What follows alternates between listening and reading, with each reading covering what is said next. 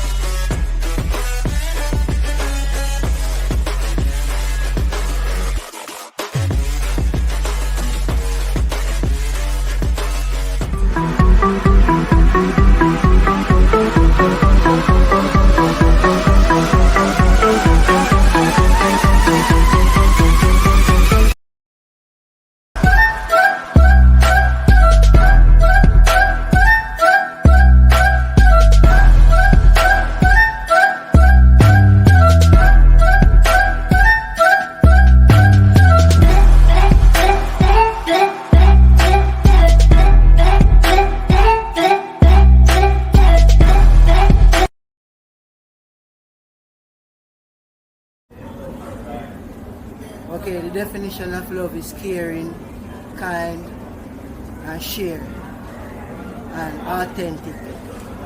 Yeah, man. I think love is an intense feeling, very deep, passionate feeling where you have towards each other for something.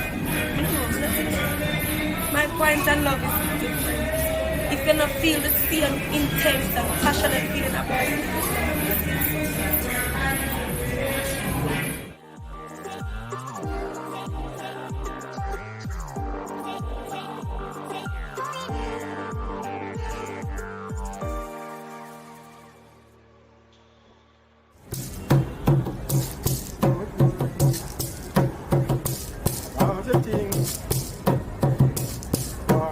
every little thing gonna be alright.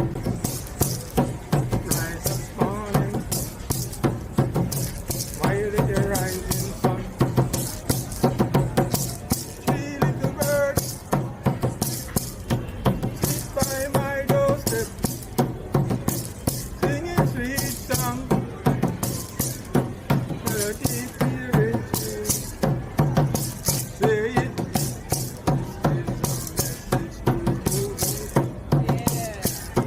Baby, don't worry about a thing, or every little thing gonna be alright. Okay guys, so we are in St. Anne right now. Yes. And we are heading over to St. Mary, the beautiful parish of St. Mary.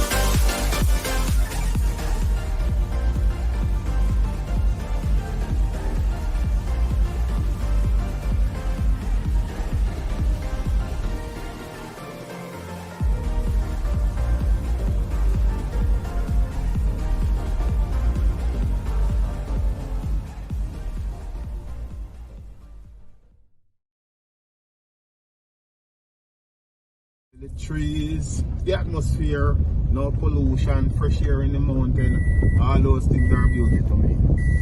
And I love property that I can do background farming. Small amount of farming like potato, cabbage, little callaloo, okra and all those stuff.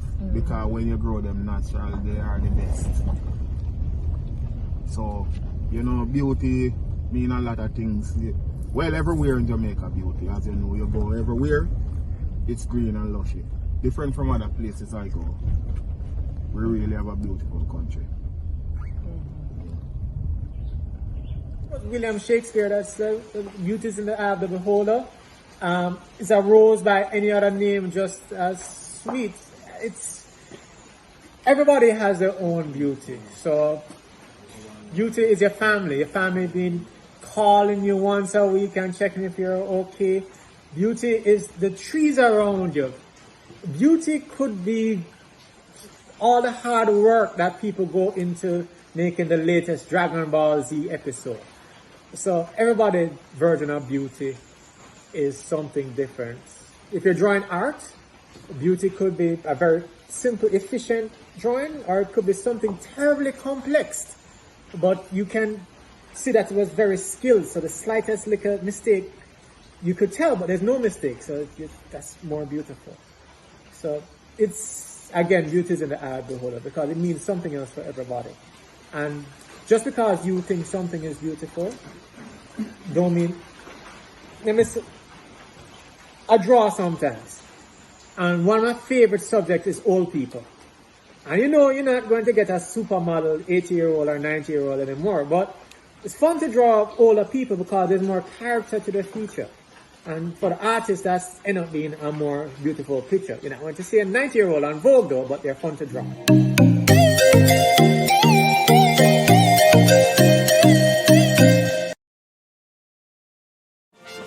Are you no better than me? I'm no better than you. Are you no more than me? I'm no more than you. Life are the greatest G, he got the glory.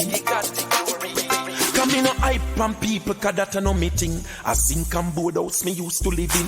Nights without dinner feel like it's a sin. Used to broke like buckle, now I win when I win. God give me a talent, I sing me a sing. You shift and pile football are your thing. You a do the right thing and your bread you a win. Who no like you, artist you facing. You no more than me, I mean no more than you. And you no better than me, I mean no better than you. And you no more than me, I mean no more than you. Life are the greatest G, he got the glory. He got the glory.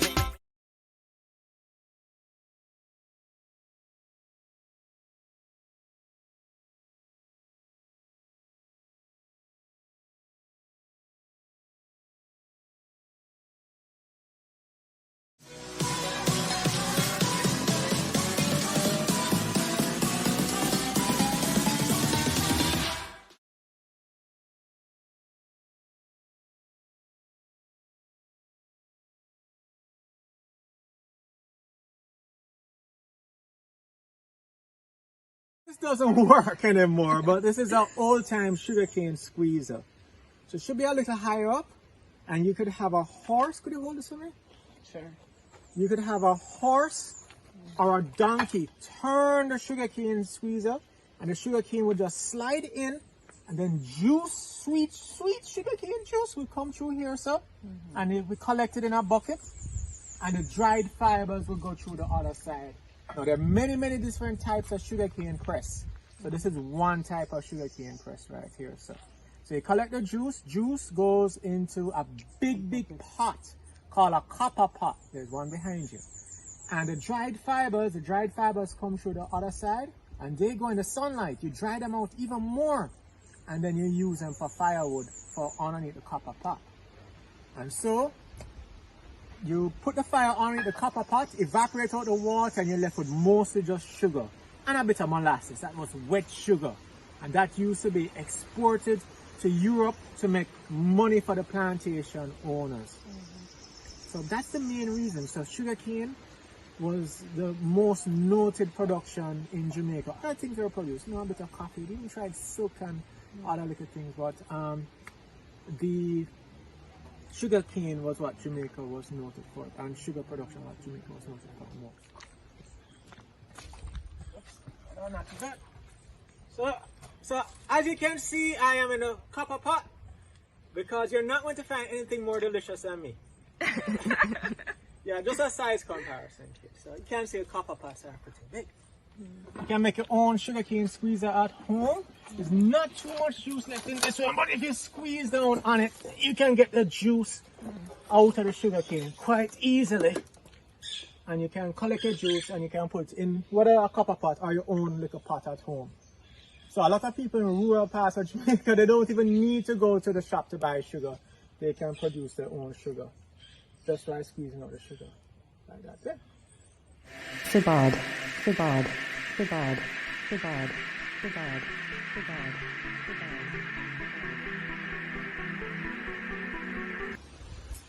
It's very tasty. Sabad, sabad, sabad, sabad, sabad, sabad, sabad. Alright, so chocolate native to South America, Central America. So the Aztecs, the Mayas, the Incas, they've always been fond of the chocolate. So they would ferment it, beat the heck out of it, put annatto or chili peppers in there. So the Mexicans would put vanilla in there so also. And just have a lot of different recipes and use it for. Sometimes they could ferment the jelly and use the jelly to make a mild wine. Yeah. They could also use chocolate pods as a form of currency, which always amazed me because I can't even fit one in my wallet. But still, to each his own. The chocolate, of course, everybody knows what chocolate bars are, and chocolate cereals, like Cocoa Pebbles and such like that. But when you cut open a chocolate pod, and let's say that you were a kid and you want to have something nice, you can suck on the chocolate just like guinea or lychee. So there's a jelly, all right? And a very pleasant jelly. This one is slightly citrusy, but you have versions of it that have almost no citrus on them. Also, to make it taste like the chocolate that you know to be chocolate, the seed has to be fermented, dried, and roasted. So initially you cut a seed open, 90% of the time you get that deep purple color to it.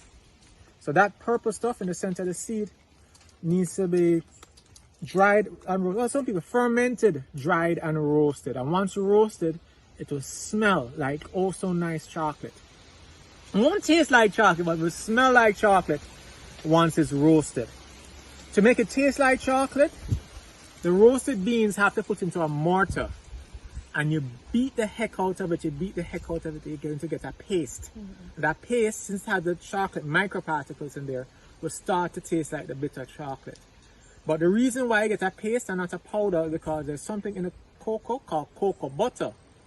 And that's mixed in with the paste. So the factories, they can squeeze the cocoa butter out of the paste, and the cocoa butter is a separate product. Cocoa butter is used to make soaps, lotions, and other girly stuff. While the solids, the chocolate powder, they can sell the powder directly. You can make a hot chocolate from it, your Milo, or your candy bars from the powder. The powder is used to make the confectioners and nice stuff like that. And you know better than nobody. A man is just a man. And you know more than me. I mean no more than you. And you know better than me. I mean no better than you. And you know more than me. I mean no more than you. Life are the greatest G, he got the glory. He got the glory. Come in no hype on people, cause that a no meeting. A zinc and board house me used to live in. Nights without dinner feel like it's a sin. Used to broke like buckle, now I win, man I win. God give me a talent, I sing me a sing.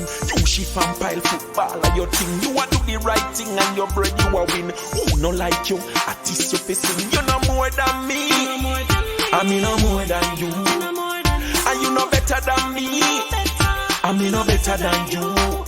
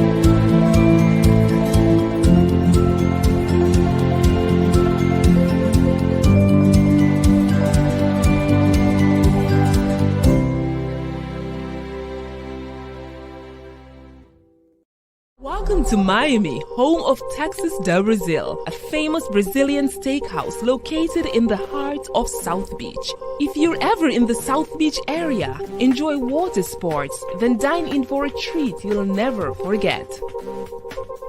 At Texas de Brazil, you will enjoy sumptuous steaks done to perfection, and the food will blow your mind. Like sushi? They have a sushi bar too. At Texas de Brazil, your taste palette will be so watered you will not want to leave. Texas de Brazil in Miami Beach has been open since December 2007. The first Texas de Brazil opened in 1998 in Addison, Texas, and since then we've been already 18 locations. Tell me, Bianca, what can one expect when they visit here for the first time? They can definitely expect a amazing dining experience with a beautiful marina view and a very extended wine list. We have over 2,000 bottles in our wine list, and for sure, great food.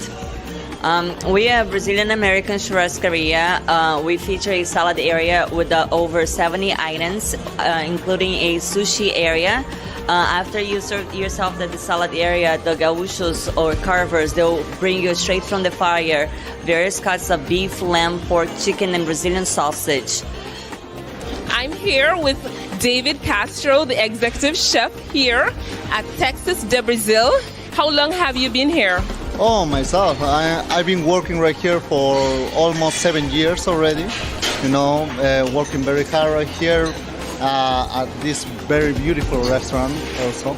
A lot of options that we can offer to the customers, to our customers, you know. And we're trying to do our best, of course, as much possible.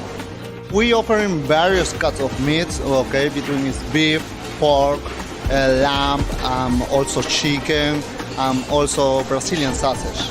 The cooking that we're using right here is very simple. As you see, we're just cooking, as I told you before, with the rock salt, coated with rock salt, and putting it right here in the open fire grill, as you see.